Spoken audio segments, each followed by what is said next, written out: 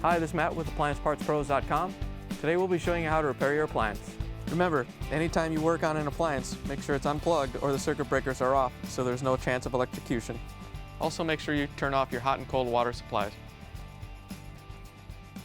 In this video, we're going to show you how to change out the Maytag washer siphon brake. It's going to be a very easy repair and should only take a few minutes to show you how to do it. If you already have one of these, great. If not, you can click on the link below or get it at AppliancePartsPros.com. When you open up the package, you're going to get the new seal, the clamp, and the new siphon brake. The siphon brake is mounted on the back wall of the washing machine. The main reason you'll be changing it out is if it's damaged, you're getting water leaking on the floor. In order to change the part, we have to go around to the back of the washer. Now that we're on back, we're going to put a towel down to catch any water that may come out. Now that we have the towel down, we're going to use a 1/4-inch nut driver to take out the screw that holds on the upper access panel.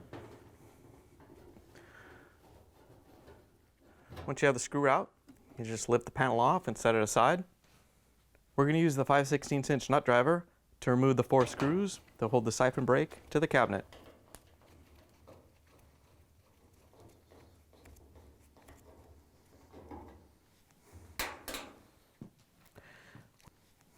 Now that you have all 4 screws out, we're going to reach in through the access opening and pull the hose off the siphon brake elbow. You want to be careful you don't cut yourself on the edge of the opening. And you just have to reach up and carefully pull the drain hose and the siphon brake assembly out. Once you have it out, we can take the siphon brake off the drain hose. If yours has the original clamp, it's probably just a band of aluminum that you have to cut with a wire cutters. If yours has already been replaced like ours, you can use a 5/16" nut driver to take the clamp off.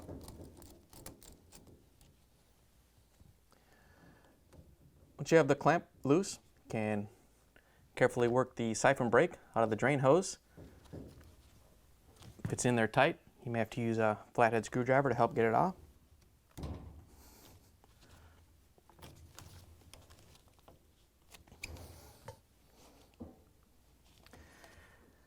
Once you have the siphon brake free, you can pull it off the washer. Once you have the siphon brake out of the hose, you can grab it and the hose clamp and pull it off the washer. Here's the old siphon brake and clamp next to the new one.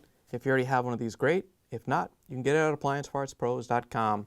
Before you put the new siphon brake into the washer, we have to put the rubber gasket in. All you have to do is press it into the fitting. Once you have it in, we can put the new siphon brake into the washer. Before we put the new siphon brake on, we're going to slide the clamp over the hose. And then we got the siphon brake and the inside of the hose a little bit wet to make it easier to slide on.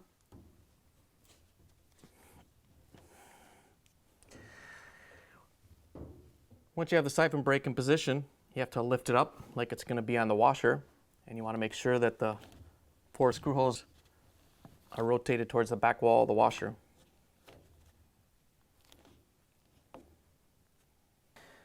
Once you have the siphon brake positioned correctly, we're going to bring it down so we can slide the clamp up. If you have the aluminum style clamp and you're using the clamp that came in the kit, it may be pretty tight like ours, so you may have to get the hose wet so the clamp slides up.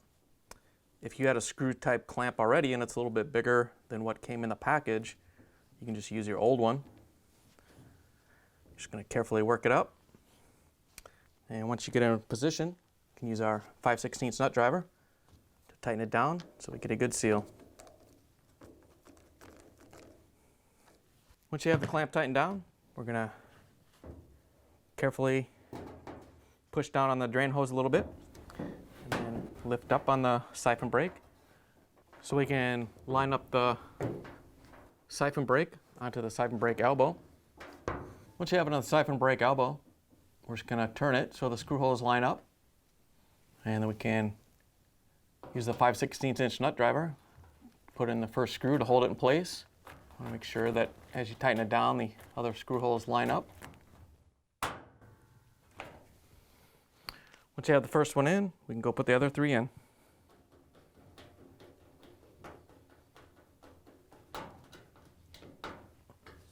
Once you have all 4 screws tightened down, we can put the access cover back on. To put the access cover back on, we just want to make sure that the square tab goes on the inside of the panel, and you can lift it up into place.